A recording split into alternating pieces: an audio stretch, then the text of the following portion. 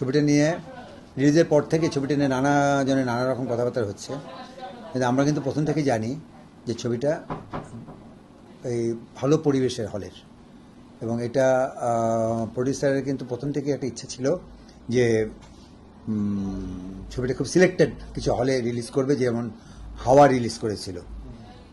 কিন্তু এটা পরবর্তীতে আমরাই ওনাদেরকে অনুরোধ করি যে যদি শুধুমাত্র 40-50টা হলে দেন তাহলে সিঙ্গেল স্ক্রিনগুলো কী হবে, যেটা মফস্বল হলগুলো আছে তারা তো এটা তো ঈদের ব্যাপার, এটা ঈদ না হলেও তাহলে আমি আপনাদের রিকোয়েস্ট করতাম না। তারপর হল মালিকরা বলছে না, আমরা শাকিব খানের চেহারা থাকলে অন্তত 3 দিন কভার করে যাব।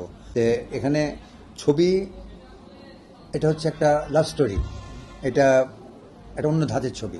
মানে আমি যদি ছবি দেখতে আসি, কারণ ঈদের দিনে হয় কি, এটা ঈদের দিনে দর্শকদের একটা মাথায় থাকে অ্যাকশন ছবি দেখতে যাব, ধুমধার একটা ছবি দেখব।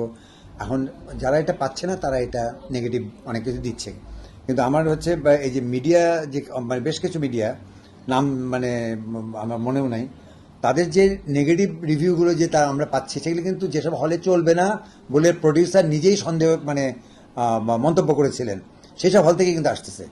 তো যেসব হলে ভালো যাচ্ছে সেসব হলে কিন্তু রিভিউগুলো পাচ্ছিলাম না আমরা, কারণ আমি ফোন করে করে বিভিন্ন, আমি প্রদর্শক সমিতির কার্যকরী কমিটির একজন সদস্য এবং আইন বিষয়ক সম্পাদক, এবং সেই হিসাবে আমি বিভিন্ন হলে ফোন করে করে জিজ্ঞাসা করছি, যেমন যশোরে ভালো যাচ্ছে, রাজশাহীতে ভালো যাচ্ছে, সিলেটে ভালো যাচ্ছে, আমার এখানে মধুবনে ভালো যাচ্ছে, তারপরে সেনাতে সাভারে ভালো যাচ্ছে, তার সিনেপ্লেক্সে ভালো যাচ্ছে, লায়নে কালকে 7টা শো ছিল, আজকে 8টা শো হয়েছে।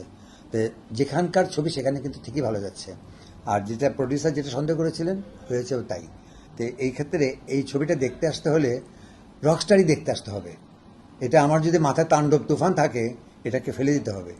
আমি দেখতে আসছি রকস্টার, আমি এখন তাণ্ডব বরবাদ তুফান খুঁজবো, তা তো মানে এটা তো হতে পারে না। আর একজন মানে শিল্পী যদি বিভিন্ন ধরনের চরিত্র অভিনয় না করে, তো তার ভিতরে যে শিল্পীর যে মেধা, এটা কেমনে বসে মেগাস্টার বা সুপারস্টার কীভাবে হবে? একটা মেগাস্টার সুপারস্টার হতে হলে তো যে চরিত্র দিবে, একটা পাগলের চরিত্র দিলেও তাকে ফুটে তুলতে হবে। যে শাহরুখ খানের মানে ছবিগুলো কি, সে কি একই ধরনের ছবি করে গেছে? সে নানা ধাঁচের নানা ক্যারেক্টারের ছবি করছে, মানে ভিলেনের ছবিও সে করছে, সে ভিলেনও হয়েছে একটা ছবিতে।